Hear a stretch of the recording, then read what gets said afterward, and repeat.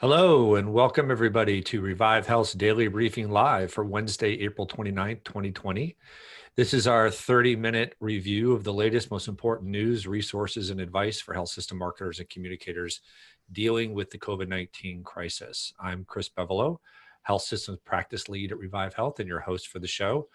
I'm joined by Chase Kleckner, who's Senior Marketing Manager at Revive Health and our show's producer. Hello, Chase. Hey, Chris. Good to see you again. You too. We are also joined today by Christian Barnett, who heads our strategy group here at Revive Health. Christian has built his career covering research, advertising, and branding in London, New York, and now Nashville. And he has worked with many, many iconic brands. Just to name a few: Lego, Dell, LG, Bacardi, Ford, CNN, Chevron, Cartoon Network. That's my favorite. Hey, Christian. Hey, Chris. It's nice to have a Chase, a Chris, and a Chris, the three C's today. Hello. Very good to have you, sir. Thanks for joining us. Hi. So, as with each show, we plan on covering the latest news on COVID-19, how it relates to marketing communications for hospitals and health systems. We'll highlight a couple of resources. Most importantly, share what we're seeing and hearing from across the industry. We also want to open the floor to questions, make this interactive if possible. So as we move through the show, you can put any questions for Christian, myself, or Chase in the Q&A queue in the Zoom window at the bottom of your screen. You can also use the chat function to talk to other attendees. And Chase is going to use that to put links, to share links for things that we are citing. So you can look at those live. Just if you want us to answer a question, make sure it ends up in that Q&A queue. Remember, you can subscribe to this podcast on iTunes. We know a lot of you are doing that. That's great. Makes it more convenient for you to listen whenever you can. You can search for Revive Health Daily Briefing Live on iTunes. And as always, we will be posting a recording of this episode, a video recording, by the end of today. That is at our website, thinkrevivehealth.com. We have a communications hub where we keep all of our COVID-19 content.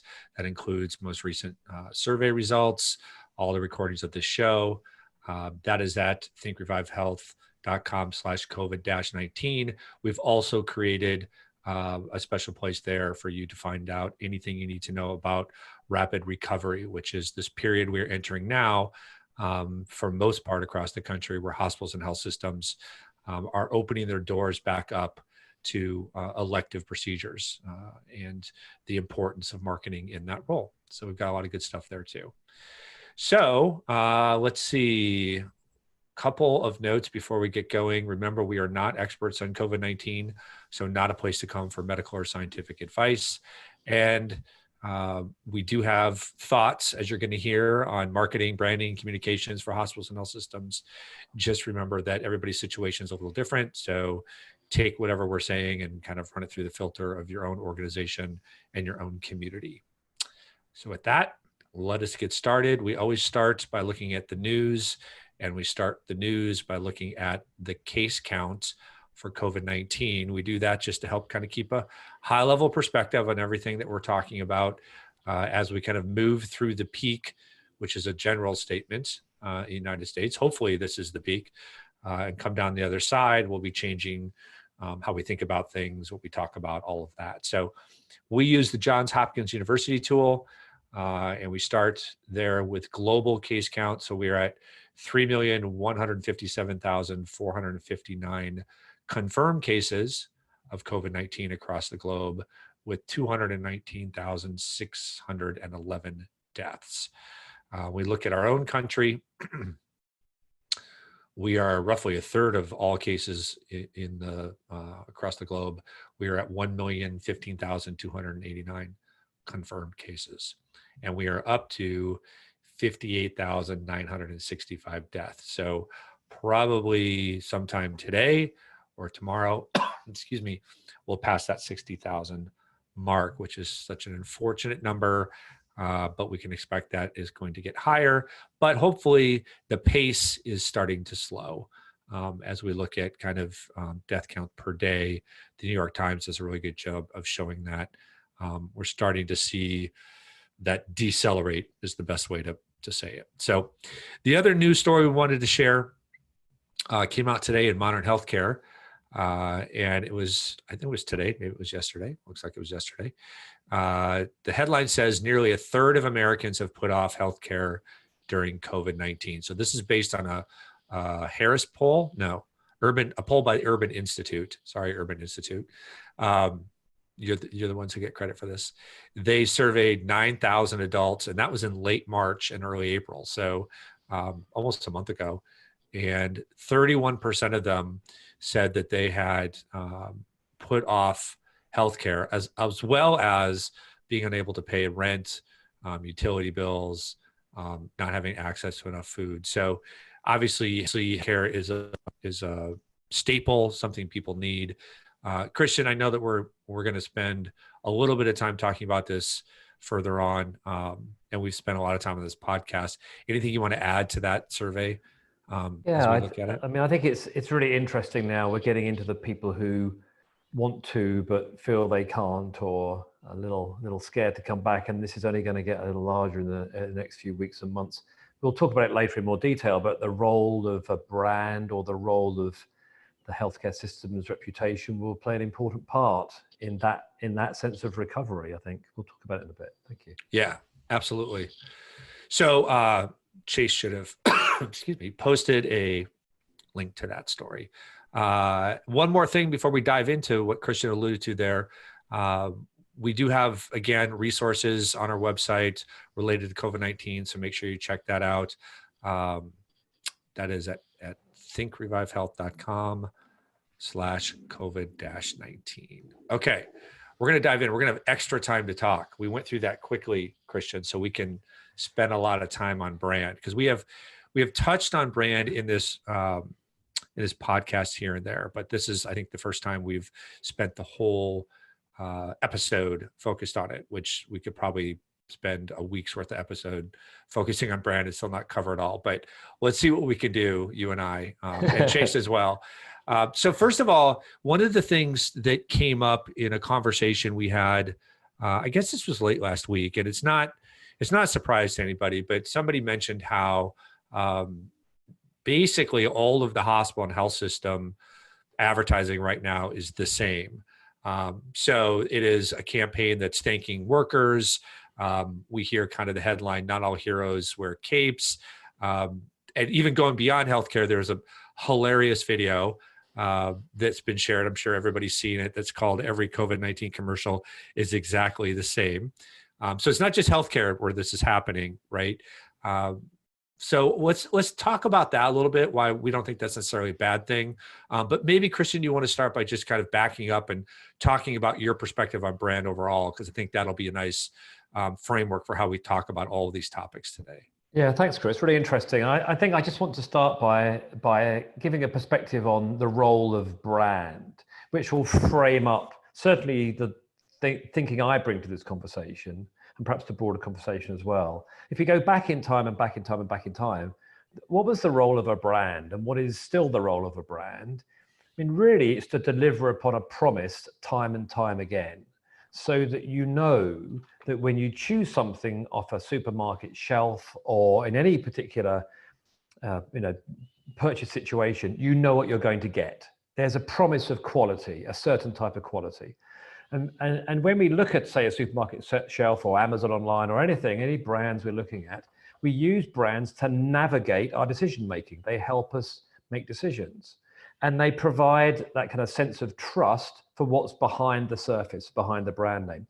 And I think we'll be talking in this conversation quite a lot about how healthcare brands can help us navigate some really difficult transitions, some really difficult emotions, both on the healthcare side and particularly on the patient side, how to navigate those things through the next 6-12 months. And I think the role of brands will have a huge a role in helping people get back to some kind of normal. I mean, last thing on that point is that brands represent normalness, normality. And in a way, we're kind of living in this kind of semi-crazy world, and brands make us feel a little bit more normal again. It may sound trite, but I think there's something in that as well. Yeah, I just love that definition. We talked a little bit about this yesterday when we were talking about the show. And I brought up that over, my career of working in brands, probably every 3 to 5 years or so, some publication will come out with a story that says brands are dead. The one I remember most clearly is probably from the late 90s, Wired magazine, cover story, brands are dead. And the premise of that was the internet's here. You now have access to anything you could want. You can price shop. So brands are dead. And my takeaway from that was that actually makes brands more important. The more choice you have, the more important brands are, because you have to figure out how you're going to come to a conclusion. You said, they tell us what to trust. Like, where do I trust? What am I going to go for? And I hear, a more recent story, Christian, is, millennials are not brand loyal, right? So that's a stereotype, but that was the story. And the truth of the matter is that it's really not physically possible. You can't go into a grocery store and be completely objective about all your choices and not have a head start with trust in some. You would be there all day trying to figure out what you want to do, right? So I just think, the power of brands are so important in the way that you've described. Yeah. And one other point, just to build on that, as you were talking, and another way of thinking about brands is that they're a shortcut to meaning. As soon as you say Nike, it brings a whole load of meaning. Hopefully, in their case, it's a shared meaning, right? We've all shared similar experiences. That's what you're hoping for. Some people have bad experiences, some good, but the idea is that everybody has some sense of sharedness around that brand. And the same thing, particularly, I think, applies as we're going through this crisis, that the healthcare system brands that have, performed well, should we say, will come out with their reputation in a better place. And I think rather than go through the absolute detail of choice and how did these guys do here and here and here, there's a general sense of these guys did well. And some brand names, those guys did well. That reputation boost, should we say, will last for years and years and years, because this has been such a deep and emotional experience for people. So I think when people come out of it, they'll start making decisions based upon that broader sense of brand and what it stands for, not all details and intricacies of how they performed at a rational level during this time. Right. So let's take that and go back to the original question, Sorry. right? No, I think that's great. The idea that, partly the brands help you kind of choose, it's a shortcut to meaning and trust, and help you decide where you're going to spend your money, where you're going to make your choices. And then we look at what we talked about at the beginning of almost all hospital and health systems are out there with almost certainly not distinguishing messaging, if not creative. So again, it is all about COVID awareness. It is all about thanking healthcare workers. But I think you and I would agree that during this crisis, that's not a bad thing. No. Not fair. Yeah, I mean, and it's been interesting living on the inside of this, particularly when a lot of our clients had already had media bought. And in some cases, it was a case of it's inappropriate to continue with a more marketing and sales type set of messages. How do we pivot really quickly to something which is useful and meaningful? And I think virtually across the board, all the systems that I've had any interaction with have felt a kind of public duty to help and to put out essentially kind of public service style announcements. And if you look at some of the kind of mainstream brands, should we say, they've also felt a similar compulsion to do that.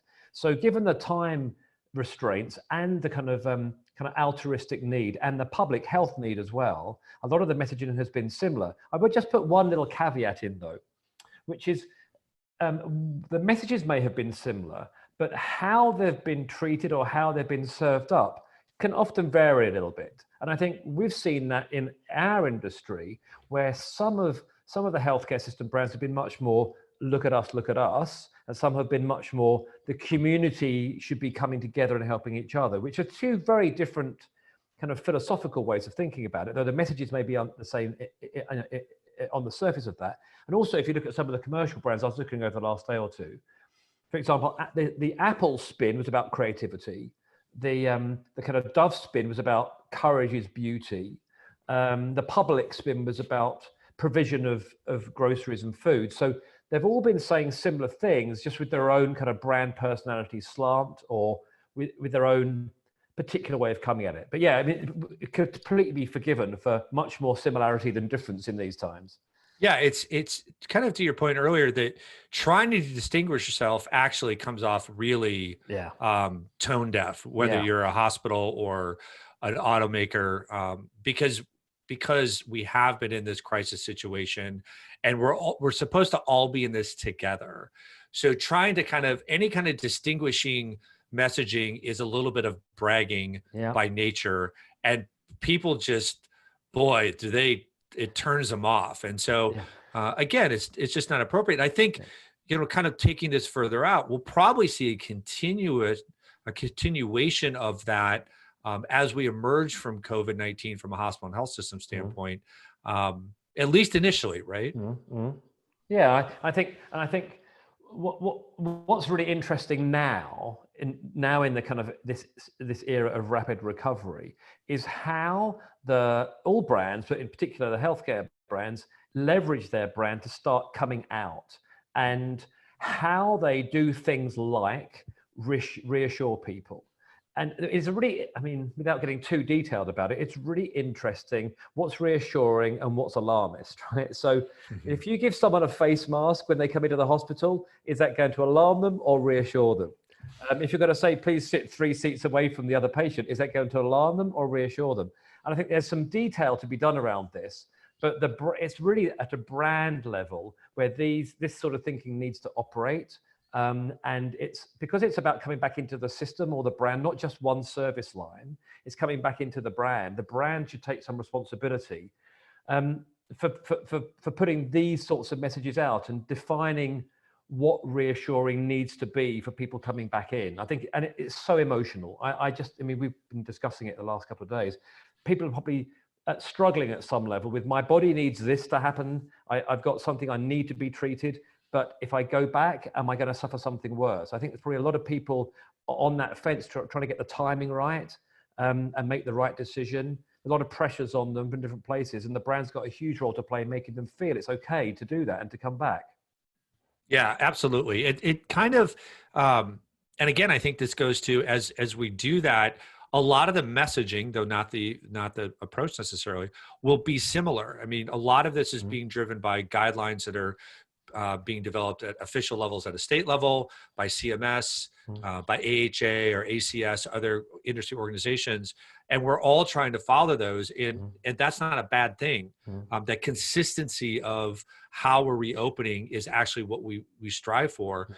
And we're all trying to be clean. There's probably not a way to demonstrate that you're more clean than others, nor do you necessarily want to tout that. You just want to make sure at whatever level that you're reassuring people that you're doing what it takes to be clean or to keep patients apart and that type of thing. So again, coming out of this, similar messages is not necessarily a bad thing, but at some point, and I think probably sooner rather than later, at least on some conversations I've been a part of, that competitiveness is going to start coming back as we get further into rapid recovery, and the need to really fill those surgical schedules up and fill those patient beds up becomes even more and more critical.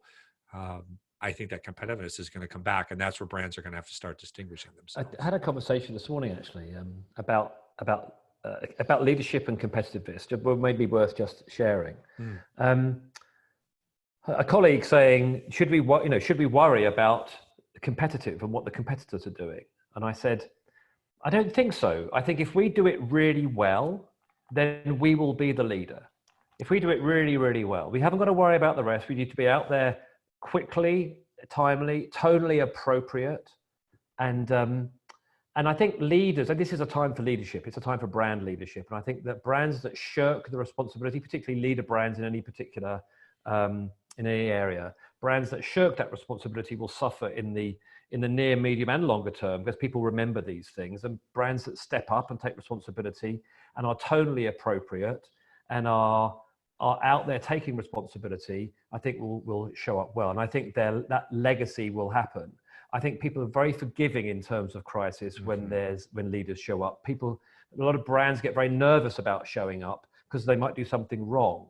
And I think people are really forgiving of a few errors or flaws because people like a leader to show and help and point the way. So I think there is some room for systems to start leading again and to show up in certain ways which will be beneficial to them now as we go through rapid recovery, and in the future as people remembered what happened during this period.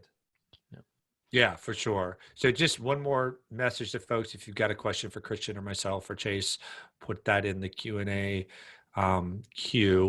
Let's just shift for the last part of our discussion to what might be coming next. So we've been talking about how brands are kind of showing up during the COVID crisis, how they might show up coming out of it.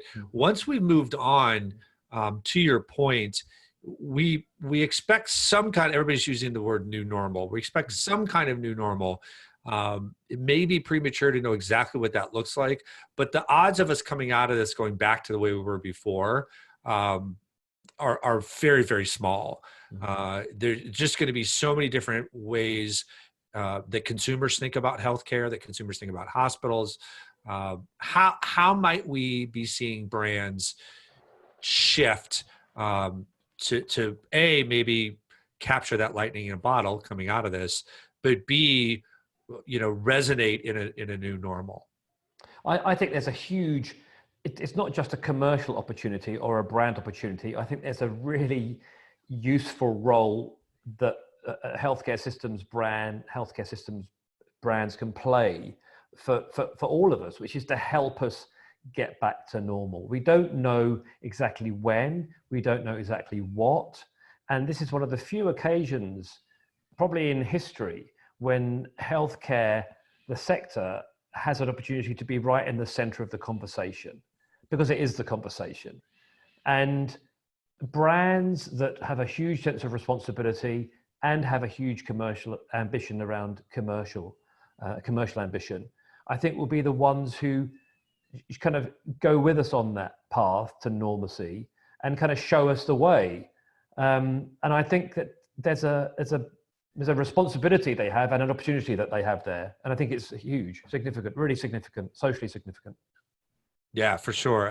And there's kind of two different strategies that we have been talking a lot about at Revive Health in terms of health system branding up until COVID.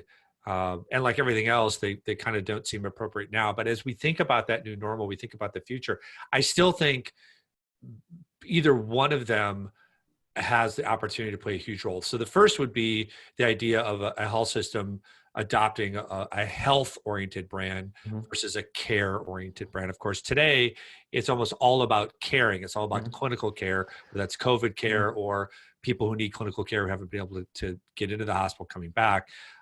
But writ large, there's so much about this that has to do with health overall. What do you think of that? Do you think that's still going to have play a role moving forward? Huge. I think COVID has accelerated so many things which are happening anyway. We were speaking to people before COVID and asking them, where does healthcare start? And they would say in the community. And I think now that's only more so. And I think, anybody who's lived through this, whether they're 5 to 95, who hears the words 20 seconds, wash your hands, or social distancing, we are now adopting we know more about our health behaviors. We just know, we are more aware of them. And we will never forget this stuff. Even if we even if we start hugging people and shaking their hands again, we will still have that residual thing. And again, I totally agree. It just is the most amazing proof point for health and well-being starting with individuals nowhere near care facilities. Yeah, the dynamic, the paradigm shifted hugely in that way, I think.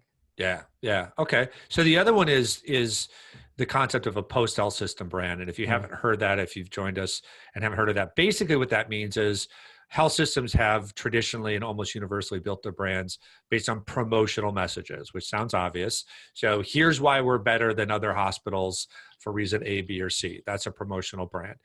A post-health system brand is really using more of a message that's grounded in something that motivates your audience. So we call it a personality brand.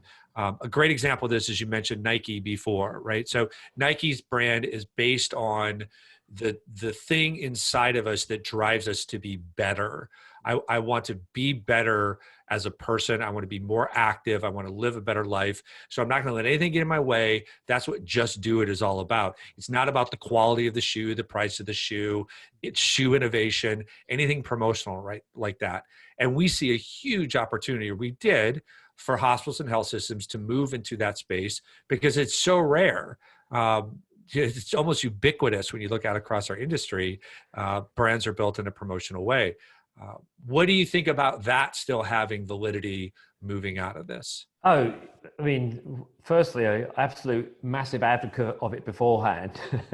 And even bigger advocate of it now. I mean, what we're seeing all around us is one, people's health often starts with them and the simplest things they do in their life. Secondly, if there wasn't an emotional time where we need reassurance and need help emotionally as well as clinically, it's now. There are so many things which that notion of the post-health system brand brings out, which is, yeah. And I mean, I guess the last point is that people should be looking at their healthcare brands, on the same plane as Nike or Apple or what have you. They are way more important in many ways than these brands, way more important in their life. And perhaps this in some way has really brought that home, and I think the healthcare systems that don't take advantage of that, I don't want you to sound kind of Machiavellian, but don't take advantage of that or don't see that, they're missing a massive trick, perhaps the biggest trick they'll ever have in their entire history. Yeah, it's, when we talk about post-health system brands, we kind of jokingly, but not so jokingly, talk about the t-shirt test. So if you've built a brand that's so meaningful to people because it's about something they care so much about that they would wear a t-shirt of your brand, Apple, Nike, SoulCycle, you've achieved that level of personality brand.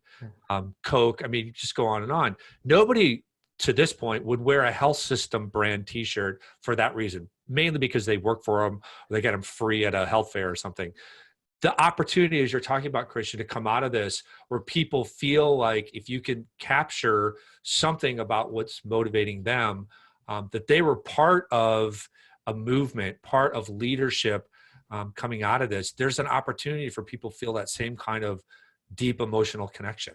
Yeah, those brands should start in my house, in my everyday life, not when I feel like I've got a condition I need to have operated upon. Yeah. Anything else before we wrap that you want to add at the end? Oh, I've had a great time. Thank you for inviting me. It's been super. You're a fantastic host. Thank you very much. Well, thanks for joining us, Christian. We'll have you back for sure as this progresses and we look at more brands and what they're doing. Chase, thank you, sir, for joining. Absolutely. Let us know if you'd like us to cover something. You can email me at cab@thinkrevivehealth.com. You can post something in the chat channel real quick here.